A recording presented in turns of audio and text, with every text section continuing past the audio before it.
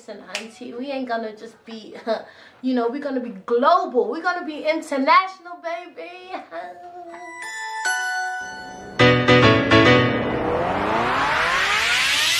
Nigga, it's a new wave. It's our time and we're taking over. We be paving the way. Nigga, it's a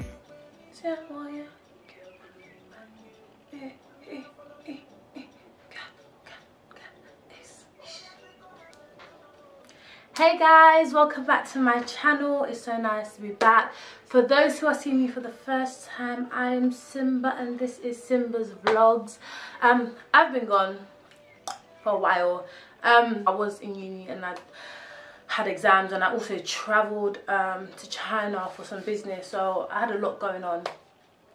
But I'm back. Okay, let us get into the video. So this video is gonna be 10 things I would tell my younger self. Now, I know a couple other YouTubers have done it. I haven't actually watched it, but I feel like there's not much I would tell myself, to be honest, because I was amazing. No, I'm joking. I wasn't amazing, but the mistakes I made me who I am today, so I don't really regret them. I'm pretty much cool. Like, I did make mistakes here and there, but they weren't anything major, and to be honest, without them I wouldn't have been able to learn and grow from it. So I wasn't that bad. People thought I was worse than I actually was, but people in my household knew that I actually wasn't. It's just that I'd never pretended to be an angel. I just was who I was.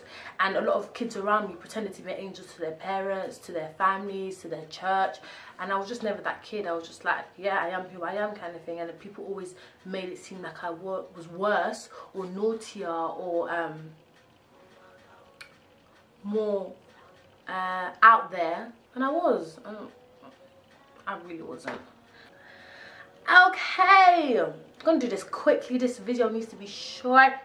All right, number one, develop your talents. I had talents upon talents upon talents. I could act, I could make clothes. I was so good at management, as in, like, at the time, okay, let me take this one by one. I was good at acting. I studied drama and theatre studies. And what stopped me from pursuing it was fear that I was gonna have to work too hard without any results before I actually go far with acting.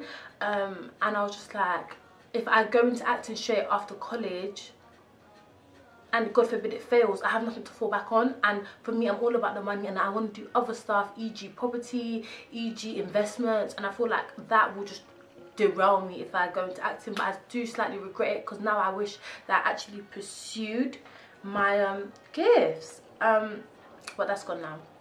Number two was I sing. I wasn't the greatest singer, but I sing in the ministry, meaning like I used to sing gospel once in a while. Okay, it wasn't really once in a while, I lied, like every week. But I wasn't amazing, but I was okay, right? So I loved doing it. I enjoyed doing it because it was a place of escape for me. Me being on the altar and taking a mic to worship, it was a complete escape for me from my life in the beginning. Then then as I started getting into it more and more, and I started meeting more people, I realized that everything that I was trying to escape was now coming to find me.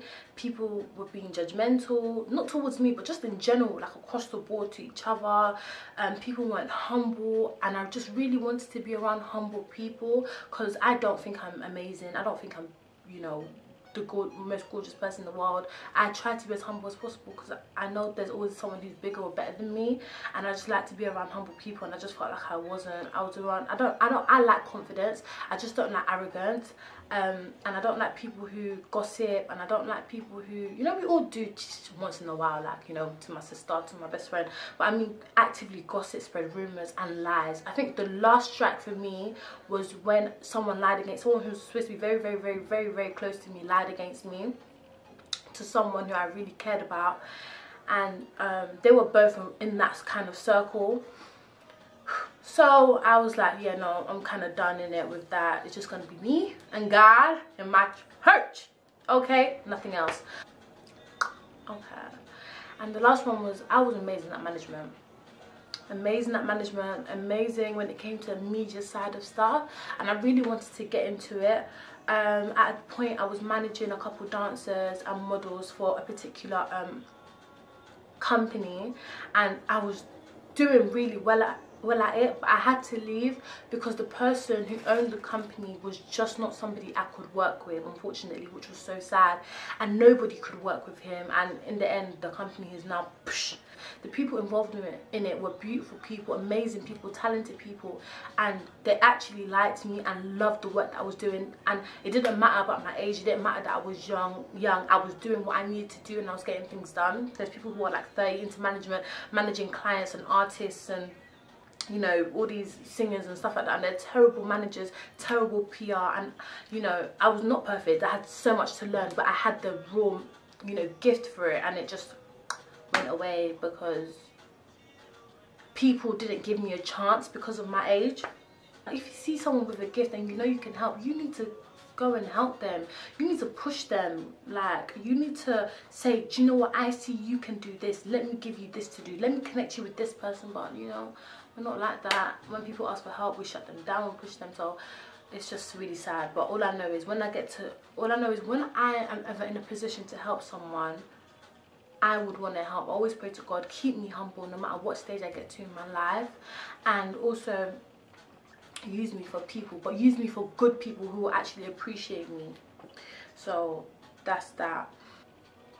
Next one, I want to say to people, don't care what people think. A lot of people have things to say all the time. Don't care at all. You need to live your life for you. You know, people are hating on you, but at the end of the day, they're not living your life, and they've got their own issues. So they're hating because they've got too much time on their hands. Please, like, no. I am too busy to be hating on people. This is what I do.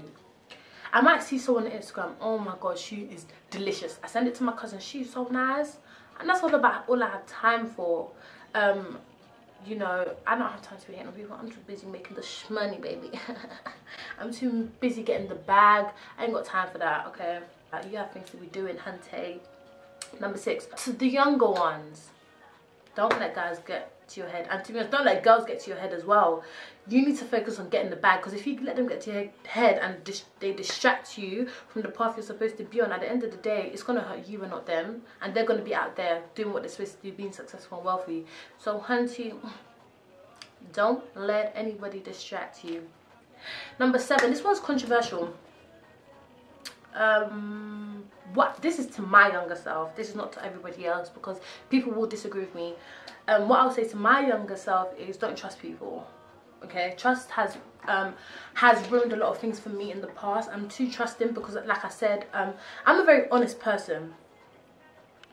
My honesty is actually disgusting to a lot of my friends, because they're like, you're too honest, like, and I never thought anyone could ever say that to me. Sometimes someone will ask me a question and my girls will, don't answer, I'll just answer straight. I'm a very honest person, and I feel like that, me being honest to that extent, has allowed me to trust people too quickly, assuming that they're the same, but they're not. People are deceitful, people are liars, and it's really sad to see, because I've just, you know, and I've lost some good people because people have lied against me. But anyway, yeah, don't trust people. Just trust a few people, don't trust a lot of people. Number 8 is cherish the people around you. Hunty, like, listen, life is too short. You need to cherish the good people around you. Good people don't come around often. Good people, trustworthy people, loyal people, they actually don't come about often. You really need to cherish them. Tell them that you love them all the time. I've been trying to tell my mum I love her as regularly as possible, because she's playing more than one role. I try to tell my sister, my friends, you know, my family, my aunties. I need to make more of an effort with my uncles, to be honest. But yeah, I try to tell people that I care about them and I love them, even on a random basis. You know, you don't know how long you have it with someone, so it's important to tell people that you love them. Okay, something I'll tell my younger self, and this is to every person's younger self, every person's sibling, child. Listen, be self-aware. And I say that in terms of finances. Be self-aware. You are never too young to start saving. You are never too young to start thinking about the future. Whoever says that to you, they're liars. Because the system works against us young people, especially us young people who may not have a strong financial background.